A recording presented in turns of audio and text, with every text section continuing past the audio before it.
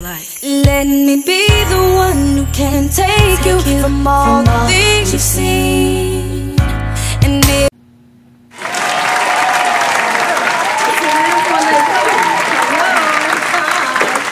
Thanks for joining us. Today is part 2 of our discussion, Common Misconceptions About Marriage. Joining us again is a family and marriage therapist, Nadira Habibullah. Please help me welcome Nadira Habibullah. Thank you, Nadira, for joining us today. Thanks for having me. Sorry I missed last week. Today we're continuing our discussion about common misconceptions regarding marriage. Now, just to recap, we previously talked about, Nadira, 1, thinking that the person that you've married is going to change now that you're in marriage. 2, men thinking that marriage is the end of the road and that you have to have all of your fun before you get married and then settle into marriage. And 3, thinking that marriage is not going to be a whole lot of work. today we're talking about conflict, and the misconception that people have about conflict is what? That it should be avoided at all costs because it is not good for the relationship.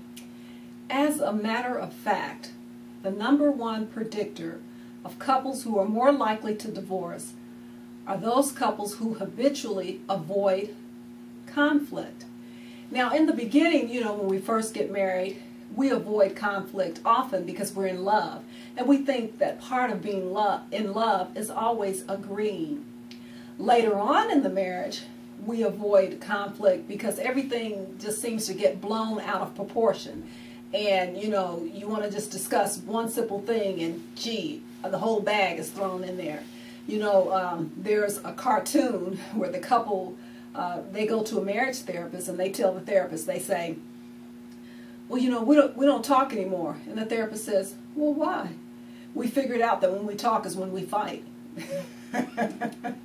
So, but I thought that was funny.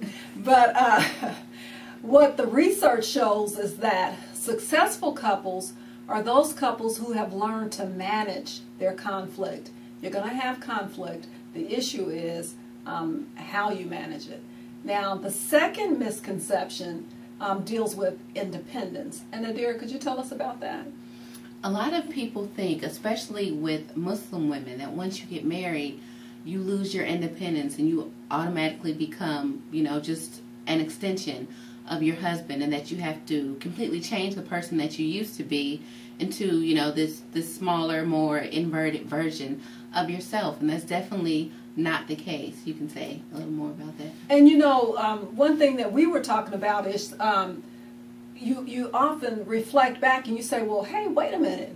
One of the reasons that my spouse chose me, or I chose my spouse, is because of the qualities that they possess and the qualities that you see in them.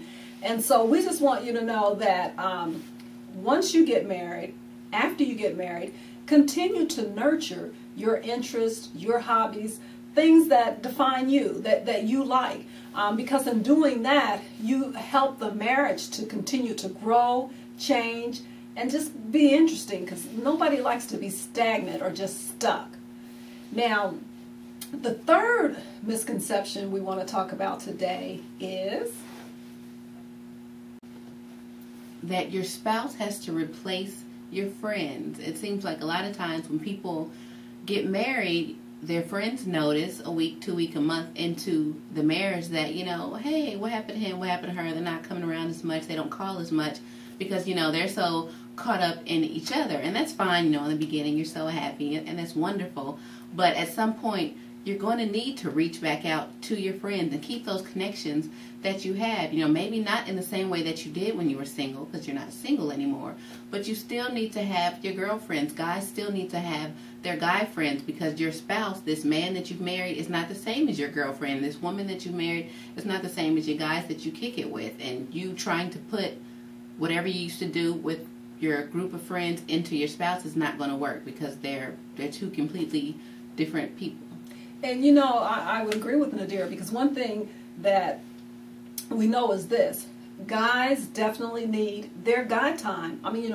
They need that time when they get away from wife, the family, whatever, and just hang out with the other guys, you know, doing legitimate things. And then women, we also need our girl time, because one thing about women is we like details. We like to tell a story. You know how it is, ladies, when you get on the phone and you're talking, yeah, what? Really, girl? What?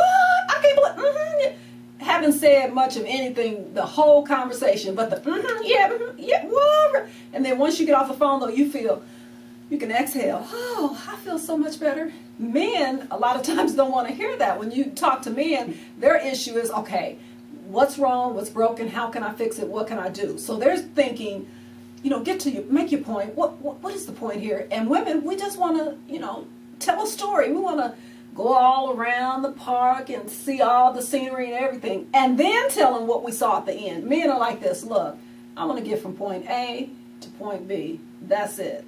So remember that marriage does not cut you off from your friends, and you do need good, decent, moral friends. Would you agree? Definitely. That could probably be a whole nother topic, the set of friends that you decide to keep around. But you do need to have some other people around you, and closing yourself off in this tight little unit, just you and the person that you've married, is not good for the relationship. You need an outlet. You need your friends. You need your parents. You need all the other people that were already there. All righty. Well, thank you for joining us today. We'll see you next week when we conclude this 3-part series, Misconceptions of Marriages. Until then, we're out of here. Peace out. Salam alaikum.